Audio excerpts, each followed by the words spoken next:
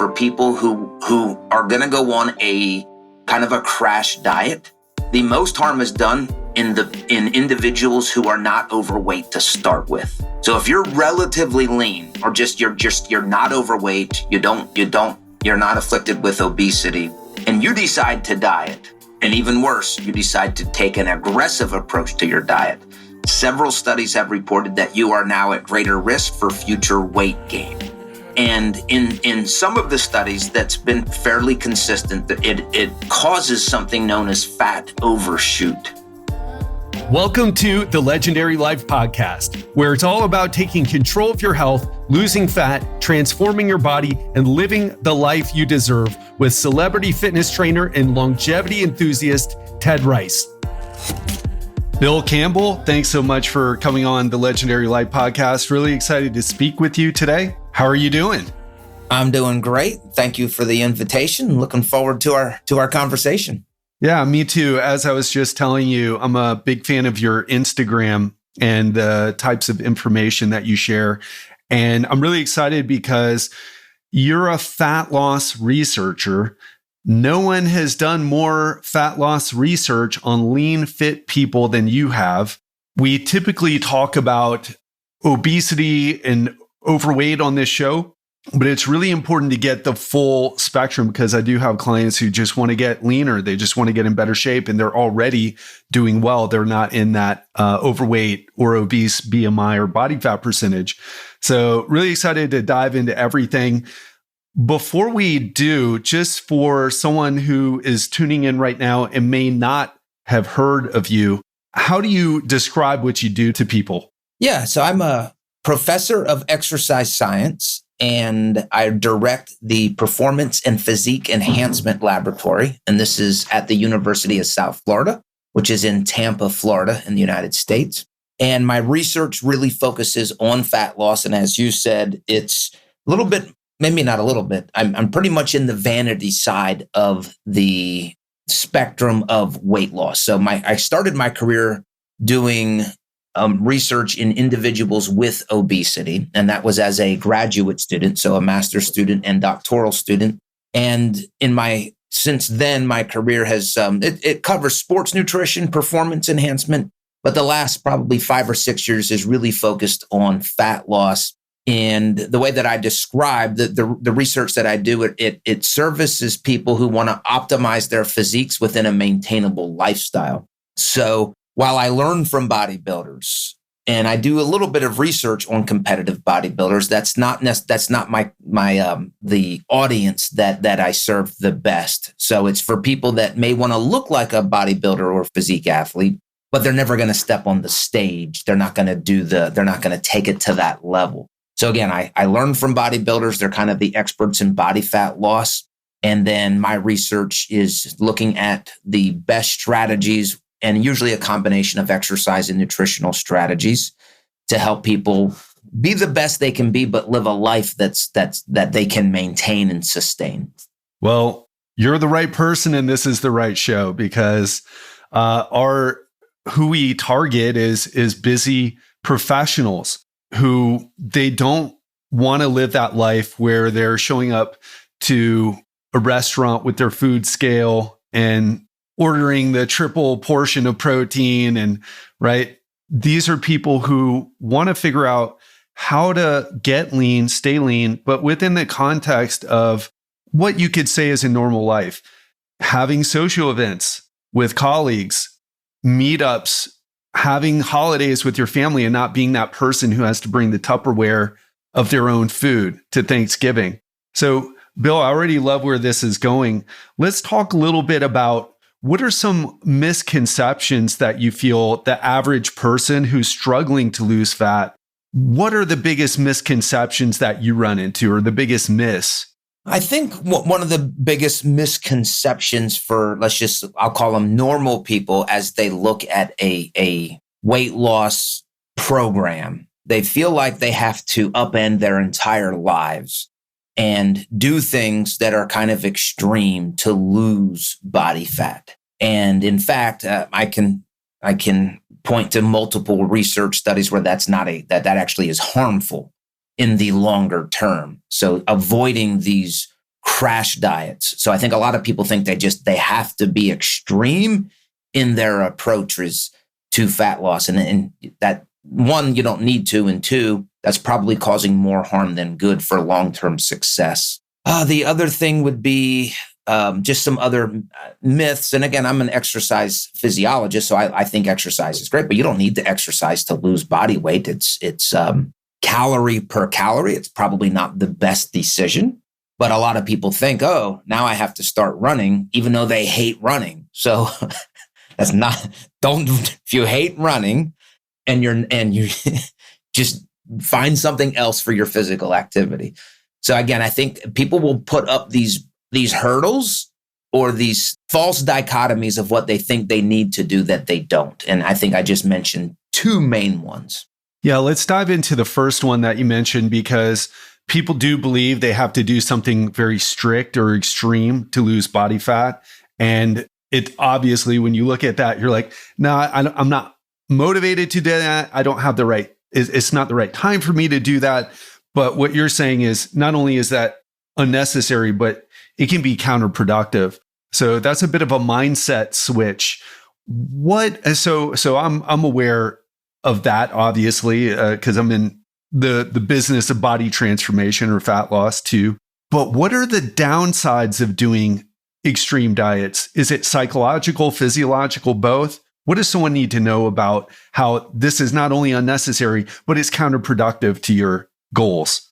Yes. And just know that I'm not a exercise psychologist. So I have opinions on psychology, but I don't speak with any type of expertise or authority in that realm. But again, I love to share my thoughts on it.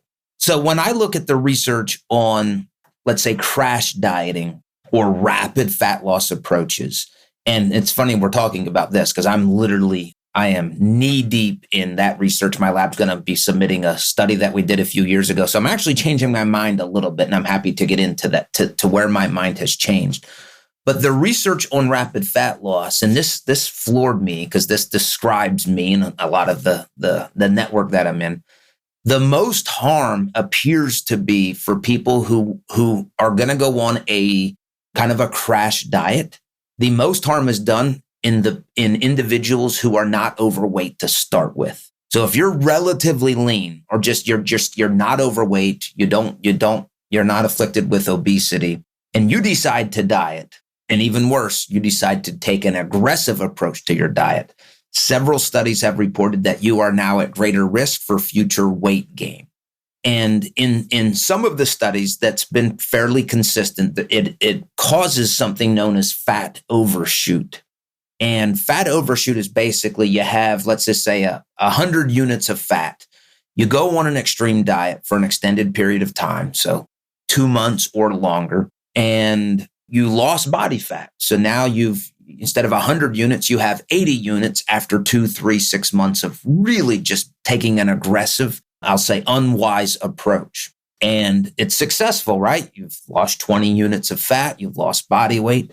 Now the diet's over and you live your life for another few months. And what happens consistently is fat overshoot. Now you have gained more weight, more body fat than what you had before you started your first diet. 110, 120 units of fat. And then again, that can be cyclical for some people. They'll just keep doing that and doing that. And the likely mechanism,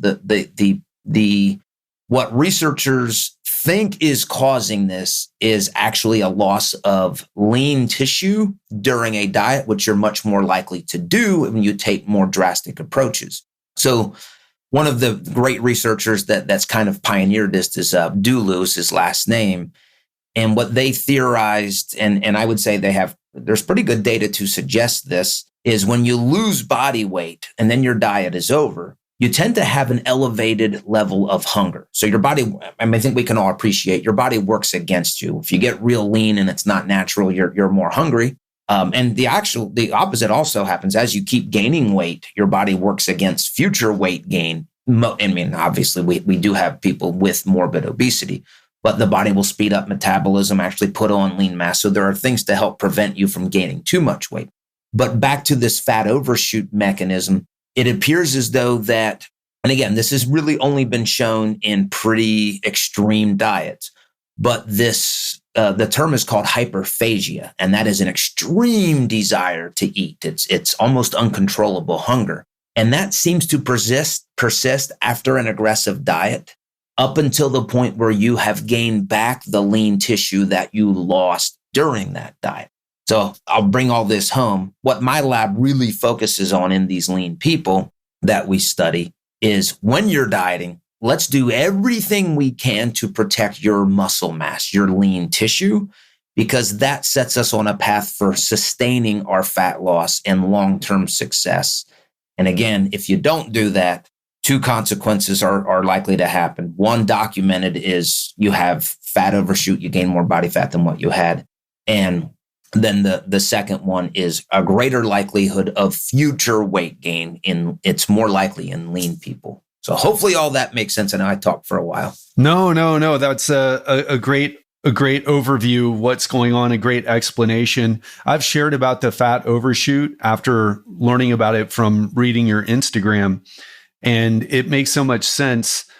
One thing I try to do with my clients is I try to make sure we're on top of that and we don't go too low into a deficit, especially the leaner a person is, but also really encourage the training aspect. And it's super important. People don't realize, I think, people don't think long-term enough. And one reason I'm happy to have you on the show is because you're going to help get people thinking longer term. So we can start to reframe success, not instead of losing weight, but making sure we're doing it in the right way and that it's staying off. And I feel like that's a big thing, not just in the narrative of the whole, let's say, weight loss industry, but even coaches like me. I know coaches say 12-week transformation, but rarely do we see what happens after those 12 weeks is the issue. Are there some things that you could say, or like, what are the best practices then? If, someone's has a past of choosing more extreme approaches, what would you say you've learned are the best approaches for someone like that? There are two simple approaches that we incorporate into all of our research studies, and they are simple, but maybe not simply applied. And that's basically just optimizing dietary protein intake and resistance training, engaging in resistance exercise. Now, on that second note, if somebody hates resistance training, then I say, okay, I don't want, again, what are you going to do for the rest of your life? If it's not going to be resistance training, will you do walking? Will you do cycling? Will you do inline skating, swimming, whatever? There's a lot of data that any type of physical activity in people that are people with obesity or people that are overweight, is if they even just walk, that has a massive effect, statistically significant effect on maintaining lean tissue during a diet phase. So if this hypothetical person that we're talking about, they're going to go on a diet, and while I just said resistance training is the best, and it is the best, but any type of physical activity where it's stimulating skeletal muscle, which even walking does, that will help maintain that tissue when dieting. So much so that, and I don't want to get into a rabbit trail here, but a lot of people think that dieting is better than exercise for fat loss. And the reason that people believe that is because the research shows, oh yeah, when you diet, you lose 10 pounds, but exercise, you lost 4. Well, if you look at all of those, and I believe I've read every single study I could in the English language on this, when people incorporate exercise with diet, the weight that they lose is almost all body fat. And when people just diet, they lose lean tissue, about 25%, and fat and body fat tissue, leaving people that don't look at the body composition stuff. Oh, yep, diet's better. Now, it's not better, but I would also suggest that dieting is easier for a lot of people. So again, if I'm going to frame this as calorie for calorie, if we're going to have a 500 reduction from exercise or a 500 calorie reduction from diet, exercise wins. You'll lose all your weight from body fat, you'll maintain muscle mass, and you'll get all those health benefits. Now, which one do I think a majority of the people are going to more easily do? Reduce your calories for 500. Because for me, that might be 8 chocolate chip cookies that I wouldn't normally eat. And if I hate exercising. And let me also say this, I'm an exercise scientist. I don't like exercising. I think when I was younger, I think I did.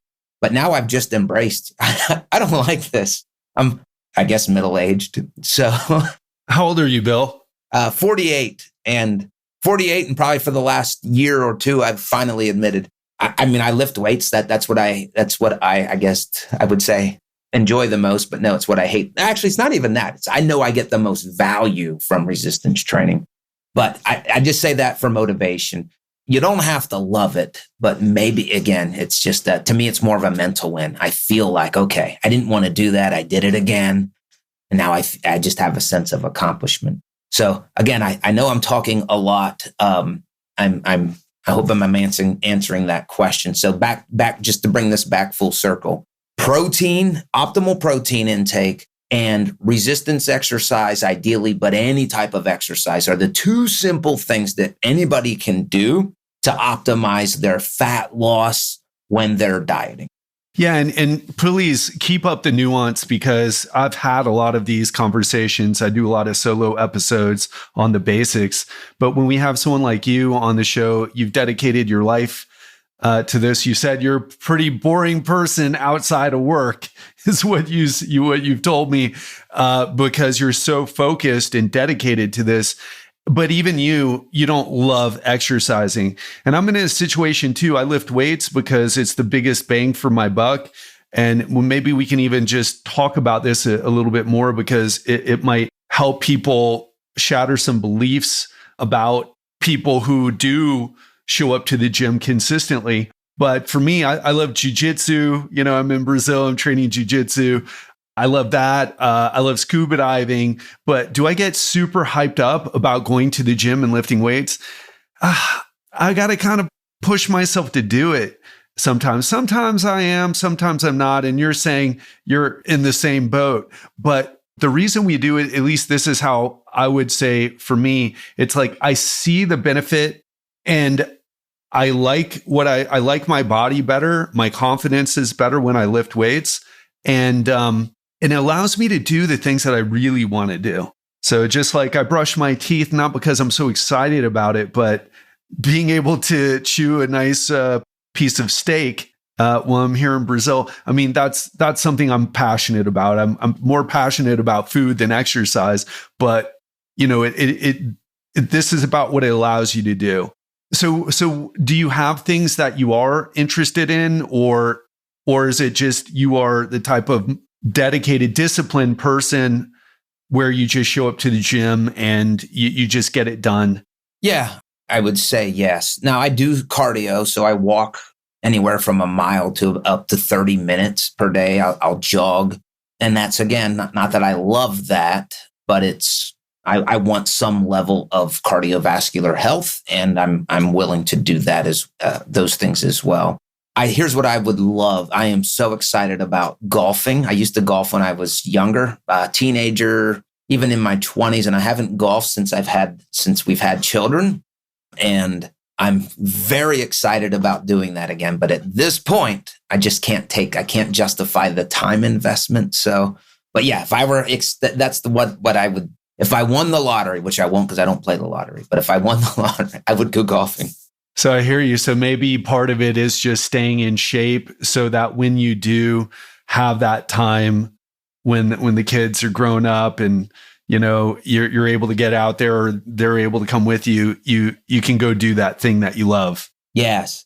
And one other aspect that I often think about with lifting weights, to me, I know it's not a drug, but it is the best anti-aging drug in existence. When I look at people that are older than me and they look young, like they look young. And I'm even going to say for the last 10, 15 years, because again, this is the space I'm in, they almost always are resistance trainers. And again, running is very good for cardiovascular, but I look at people who only run, a lot of times they look older than what they would, than their biological age. So I don't know what it is about resistance training, but there's something about it that seems to tap into that fountain of youth better than anything else that I'm aware of.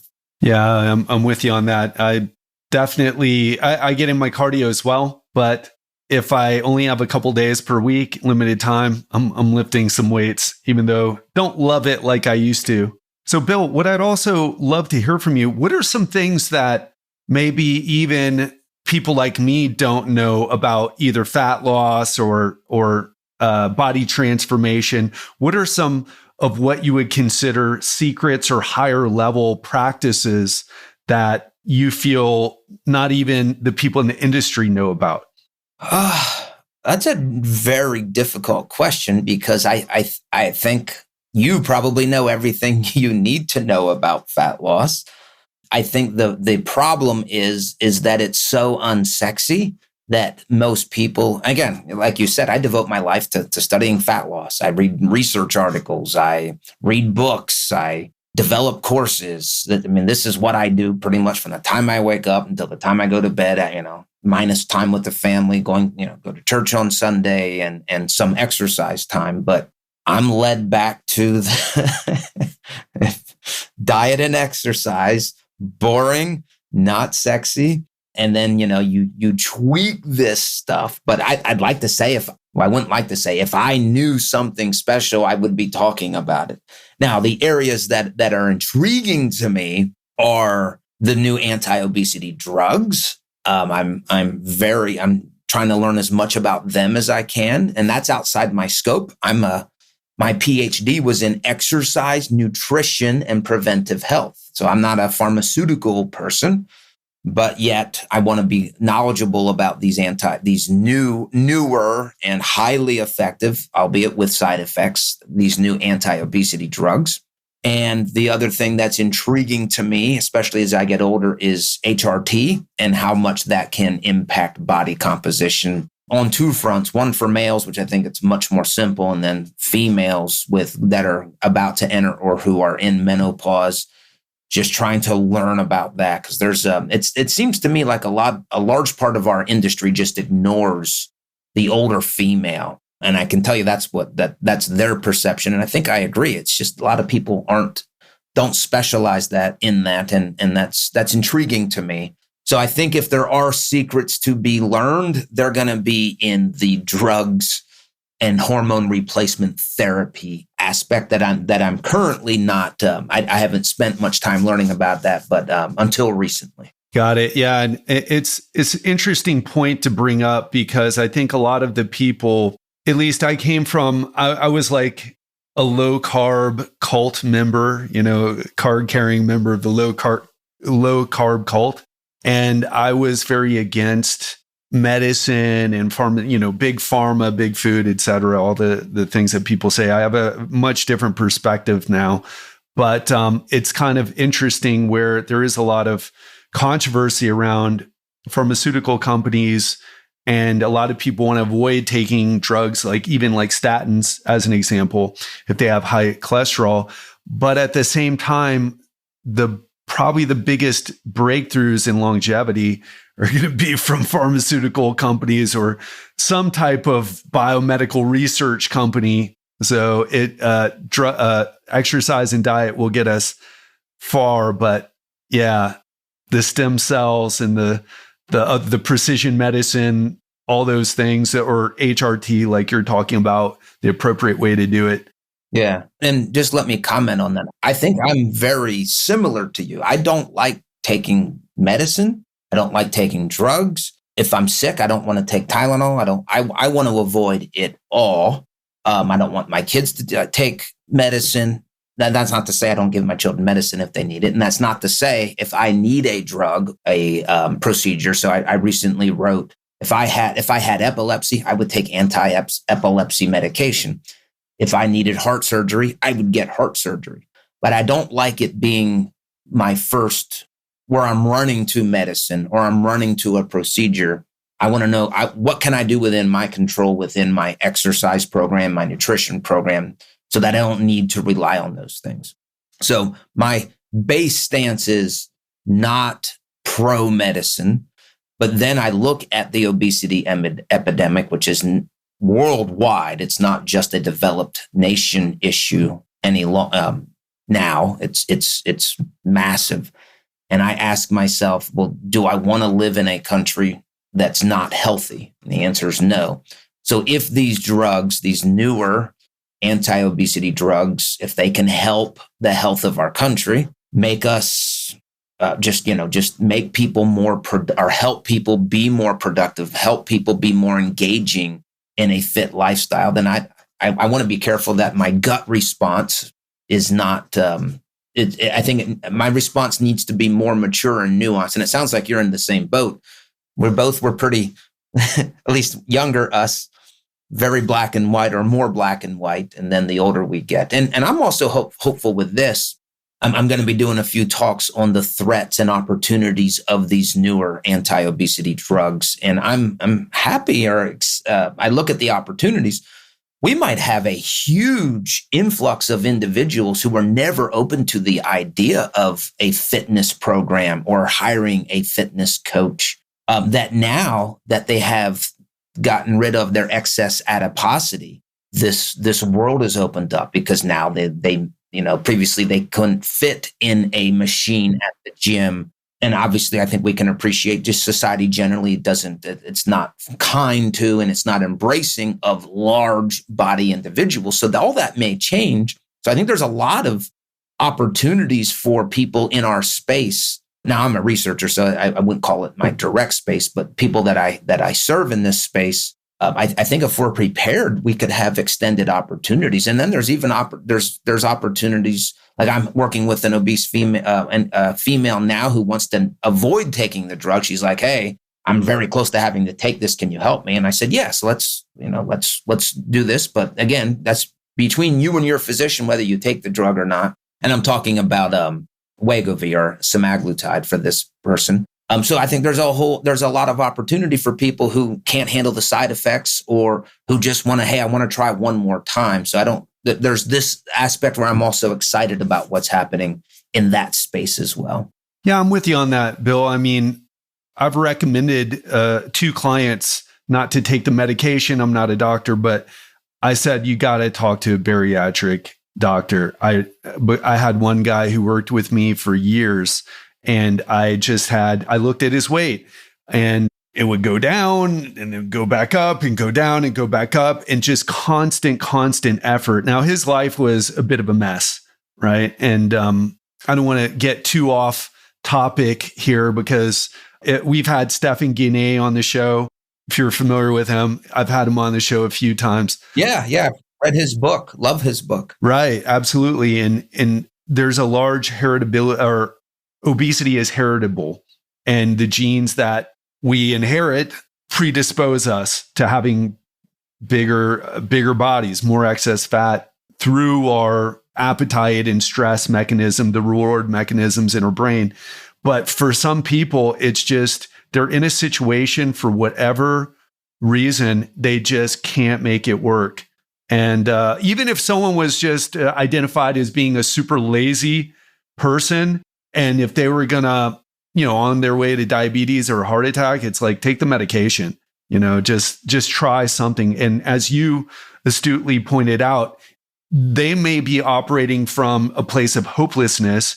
Then they take this medication, they start to see a change in their body, and then that opens up a whole new world of, what else can I do? And I'm right with you on that. What else would you say that someone needs to know? Like, this isn't my area of expertise at all. Probably everything that I know about these drugs has been from Spencer Nadolsky's Instagram, or his Twitter comments. What are things that you feel someone needs to know about these?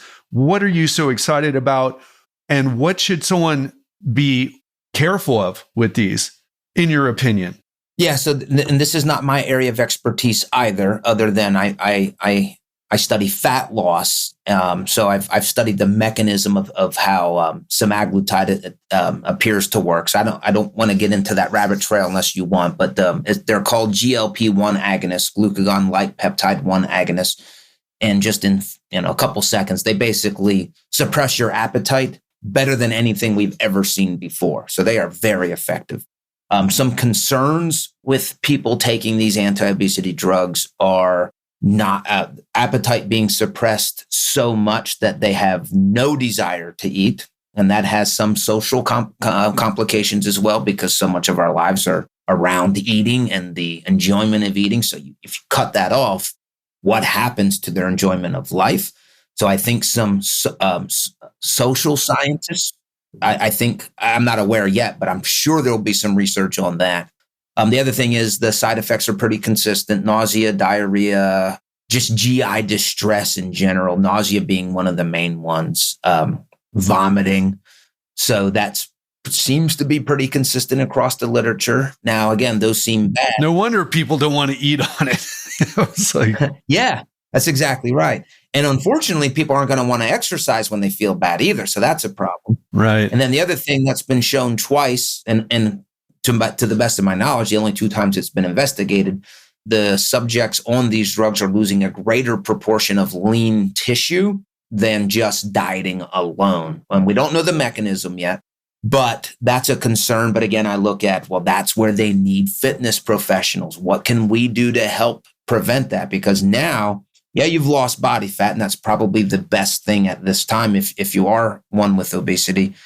But now we've just set you up for a greater likelihood of sarcopenia at an older age, and that has a lot of problems. So again, it's a threat, it's a risk, and then there's some reward or some opportunity for people to help others in this space. I would say something else that I think people need to be aware of as fitness professionals is the marketing behind the drugs. They're beating a drum that exercise and nutrition isn't helpful. It doesn't work. It fails people, and that's by design. Again, I'm not anti-pharmaceutical company, but they don't want fitness professionals helping people with weight loss. That's a competitor. So just be aware when you see that. And by and large, it does not help a lot of people because people can't sustain an exercise or diet. But my first career was in marketing, and that's my one pleasure. I like to read marketing materials, and I'm all over their messaging about just how ineffective exercise and diet is. And my response to that is, if everybody could work with people like you, as opposed to here's a sheet that says exercise more and eat less, which has probably been a lot of or the predators of our industry that have been doing, quick fixes and crash diets.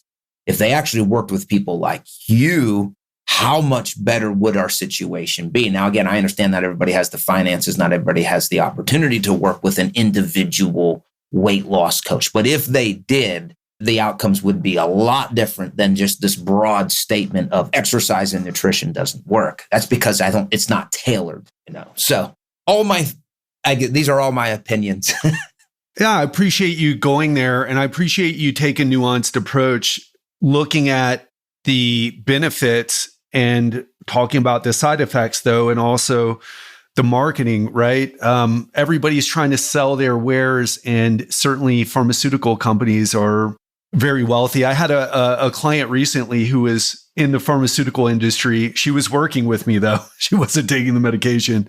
But they were talking about it's just a gold mine, because if you look at the amount of people struggling with obesity at a BMI of 30 and above, and where our society seems to be heading in terms of the obesity classifications of people, it's like this is a drug that's going to be a hit, and it works. To your point earlier, it works because it's much easier taking a pill than changing your lifestyle. Changing your lifestyle is really difficult. And thanks for the plug. I'll send you the check in the mail for the affiliate check. No, but I agree with you, right? It's what we're missing is a personalized approach.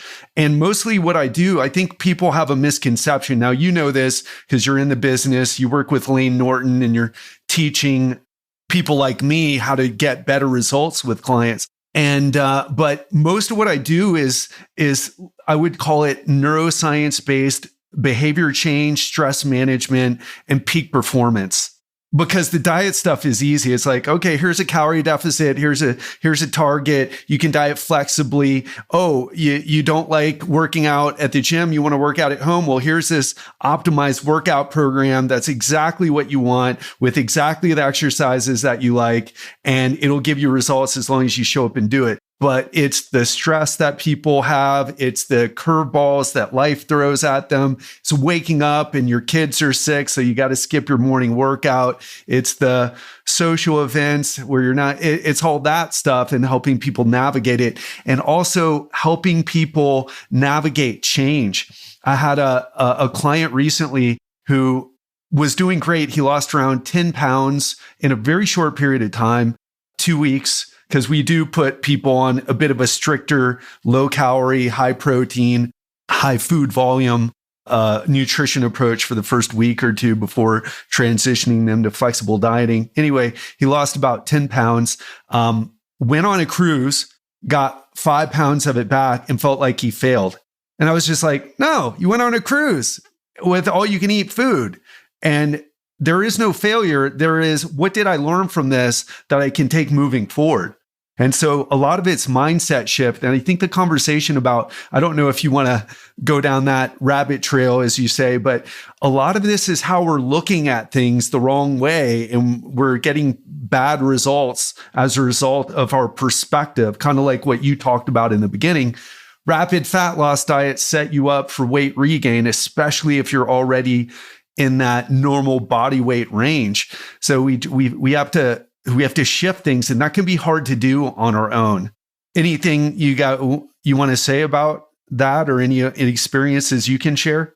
Well, I want to reflect on your approach to help working with that client, where you are fairly strict in the first week. And when we first started talking, I've said that I've developed a little more nuance to this rapid fat loss crash dieting area.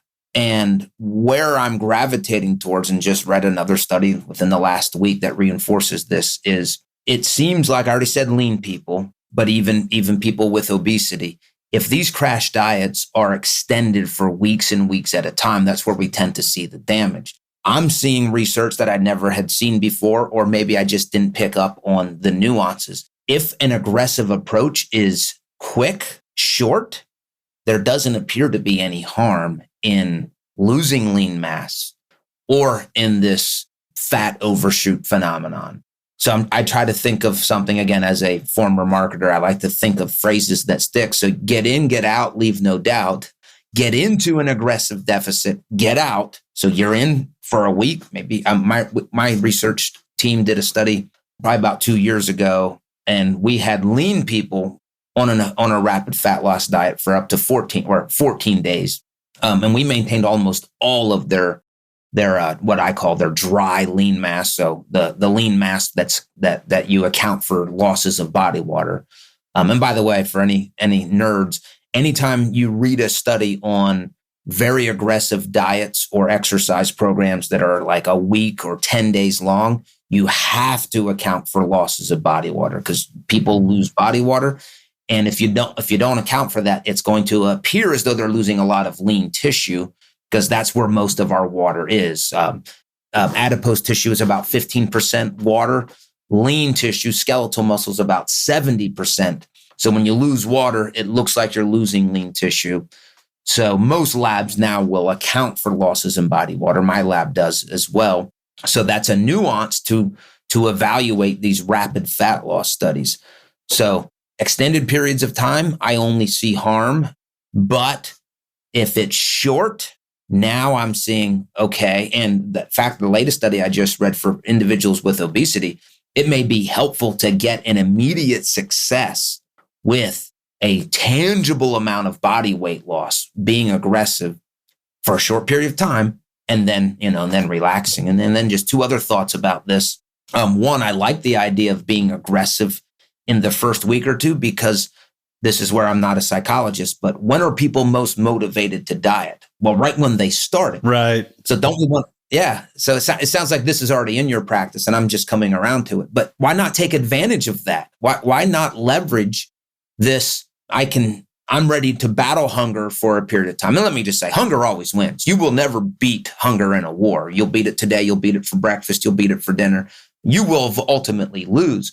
But if you can set up a diet where it's strategic, short term, leverage the motivation, and then get out of it. And then one other thought, and I love this, and this may be the next future study that we do. Let's say you put somebody on a 20% caloric deficit. That, to me, that would be a moderate amount. That's enough to definitely cause fat loss. It's probably enough to increase hunger. But if we started a diet, let's say the first week with a 40 or 50% caloric deficit, and then in week 2, we go to 20, you know what a 20% deficit feels like after a week of, it's like, I get all this food, but it's really not. So is this what you already do for a lot of some of your clients in your practice? Yeah. I mean, we've tried so many things over the year. I've been in the business 24 years, but doing the coaching thing for about 7. So we've tried the slow way, and we've just found that giving all the reasons you said. Number one, they're super motivated. They're like, okay, sign me up, give me some results. And I just noticed that losing a pound a week, which is a good rate of fat loss, right? Or weight loss, in case we didn't have the DEXA scan or whatever, but it's like, they're kind of not really in it, right? They're so motivated by it. But when they see, there's a couple of things, I'll just share my thoughts. Number one, it's what you said, high motivation. They want to do something that gives results. So it meets them where they're at and what they want.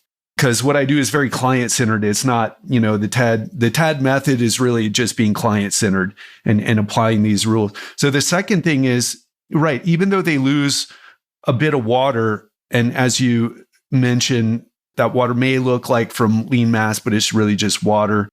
They're so psychologically connected to the number on the scale when I first meet them. So it's a huge win for them. For me, I'm like, yeah, okay, great. I mean, I'm looking at the year-long process, right, of what we're going to do. But for them, it's a big win. And the other thing is this, Bill, I read some studies and was taught by my mentor, like some of the responses to food. So my hypothesis is people are doing things that are making them overweight, presumably eating foods that they really enjoy or derive pleasure from, activates their reward system. So if you get them to come away from that for a little bit, that they fall less prey to the, that dopamine craving of food, right? There is a recent study showing that the more we indulge in those hyperpalatable foods, the more dopamine in general we get released in our brains. But as we continue to indulge, the dopamine becomes less. And it makes the chicken and broccoli, the lower calorie, higher protein, not as palatable foods, release less dopamine as well. So there's just no desire to eat the other stuff when you have these foods that are really lighting up your brain. And so we find that people develop more self-control. There's also a bit of an elimination diet aspect. So people notice, people notice things that happen. It's not magic, right? It's just limiting foods, putting people in a calorie deficit. And, it changes not just the number on the scale, but there's some energy and psychological benefits as well. But would love to see the research you're going to do. So maybe we can tweak things to be more evidence-based.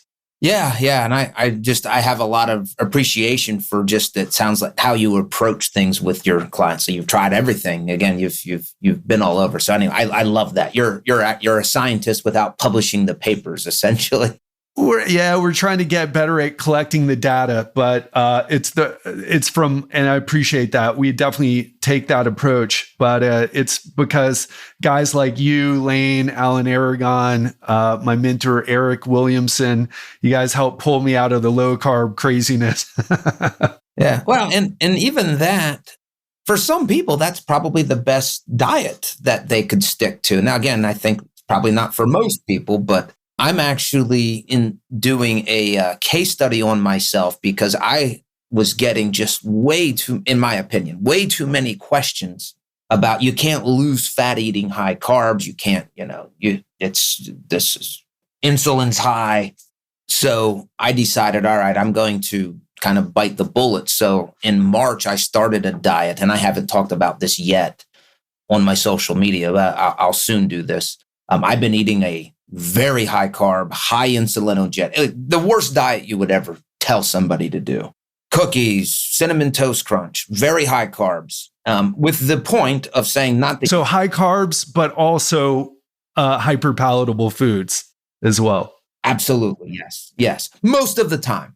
Sometimes I have fruit smoothies. Sometimes I have oatmeal with a banana, but a lot of again, I'm going to call it a high carb, high glycemic load, high insulinogenic diet for the purposes of saying, for anybody who ever goes to one of their coaches and says, well, I can't eat carbs and lose weight, I want to be able to give them a case study that's published in an academic journal. Actually, you can. Not that this is a good way to diet. Again, I think it makes my hunger levels. I think, wow, you can appreciate if you eat chocolate chip cookies or cinnamon toast crunch, it doesn't do much for your hunger. So it makes the dieting process a little more miserable. But I've got blood work. I get, 4-compartment model for body composition, resting So I'm doing this in a scientific manner for the sole purposes of just saying, stop with this high carb that you cannot lose weight. I will end up losing, if things go as planned, 10% of my body weight over X amount of time. So yeah, now the flip side of this is I've had to decrease my protein to a very low amount. To as low as I've ever done in my adult life, or maybe my life for that matter. So that'll be interesting. Did I lose a lot of lean? How much protein are you on, like per pound, grams per pound? Before I was ranging probably about 0.8 to 1.0. That's just how I live my life. Now it's less than 100 grams per day. It's probably around a gram per kg. Got it. Maybe 1.2, but I don't think it's that high. So typically it was about 1.6 to 2.2 grams per kg, and now probably around a gram per kg. And I'm getting muscle ultrasound to see my muscle thickness. So maybe I'll lose lean tissue. My wife seems to think that I've lost some muscle mass, but I've lost a lot. Again, I've been into this for a few months now. But yes, I appreciate the ketogenic diet for who it can help, but it's taken on a beast nature that I don't think is good for the industry at large, because people think, oh, I can't, you can't lose weight. And no, eat the foods you like. You will lose weight if you control your calories. Now, there are things you can do to help your hunger, to help you live more sustainably.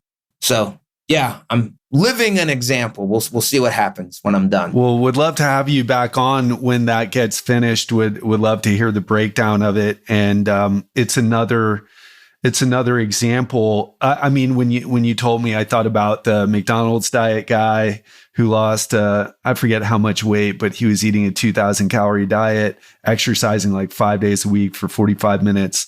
But it was all off the McDonald's. Then there's Mark Hobbs, I think, the nutrition professor. Yeah. So I'm doing something similar, but I think I'm the only one who's done it at a scientific level. Yeah. And without all the marketing, like I'm not doing a documentary or anything on it. You should, Bill. That's what's missing, man. You got to tap back into your marketing past. Yeah. To me, it's too much of a time commitment, but I will, again, hopefully, because we've done all of the scientific methodology checks, we'll publish this, which that alone should be. I mean, yes, I will. I'll miss the documentary aspect, but I'll provide the people that want the evidence. Hey, here's exact. Oh, and I'm making every single gram of food that went into my mouth, I'll make public, because it's I want to make sure people know what I ate on this. Again, I have to be careful.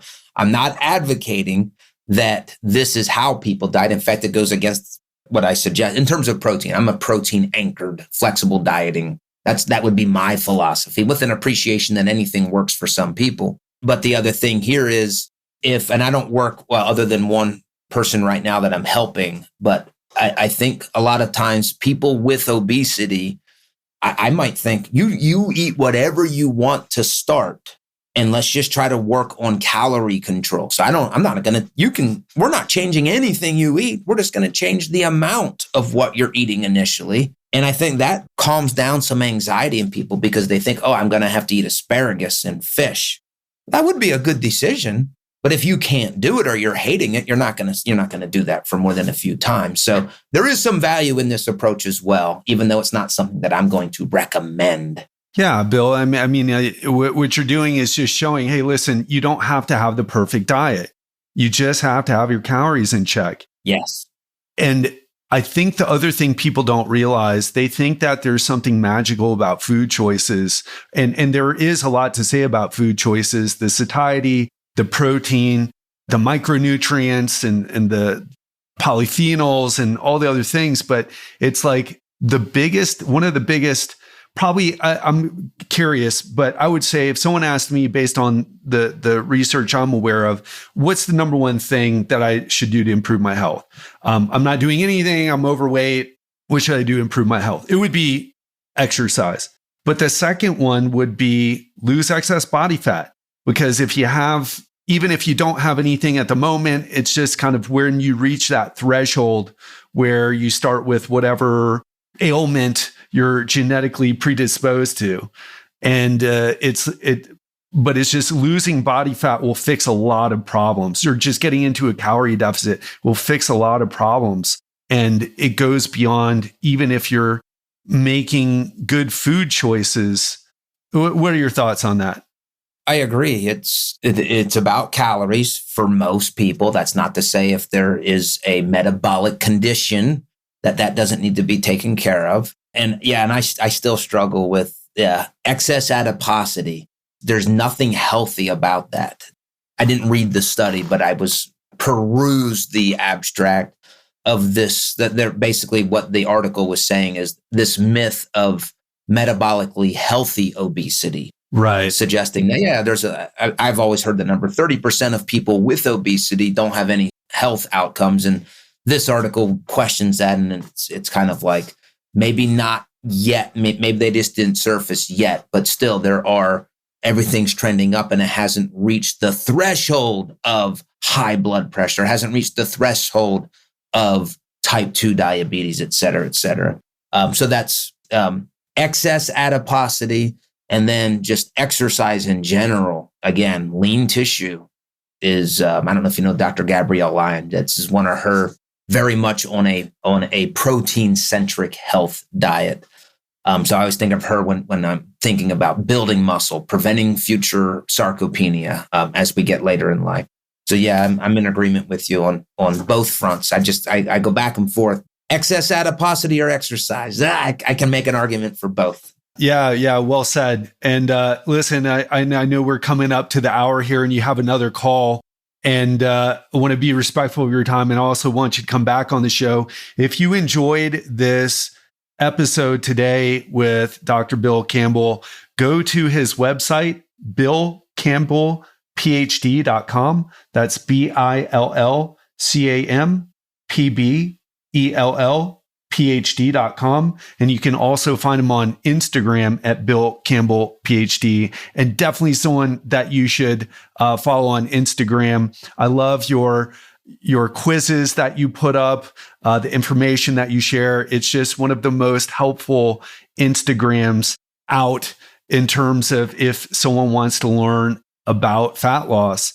And I also wanted to talk about your Body by Science research review that's solely dedicated to losing body fat and gaining muscle. So if you are on that next level, you feel like you're more advanced when it comes to learning about fat loss, learning about body composition, go to Bill's website at BillCampbellPhD.com and check out that Body by Science research review. So that is it for today. Bill, thanks so much. Sorry for keeping you a few minutes later than expected, but just really enjoyed our conversation today and hope to have you back again soon. Yeah, thank you for the great conversation and for just your being interested in what I do. It's very humbling, so thank you. Thank you. That's a wrap on today's episode, folks. We truly hope that you found immense value in our discussions and that these insights will help propel you to that next level of health, regardless of where you are right now. And if you know someone who could benefit from listening to this episode, perhaps a fellow high achiever or driven professional in your network, do us a favor and share it with them. You never know how much of an impact these conversations can have on someone's life and success.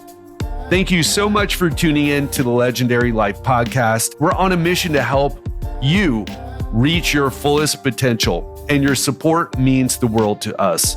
So until next time, stay ambitious, stay focused, and keep crushing your health goals.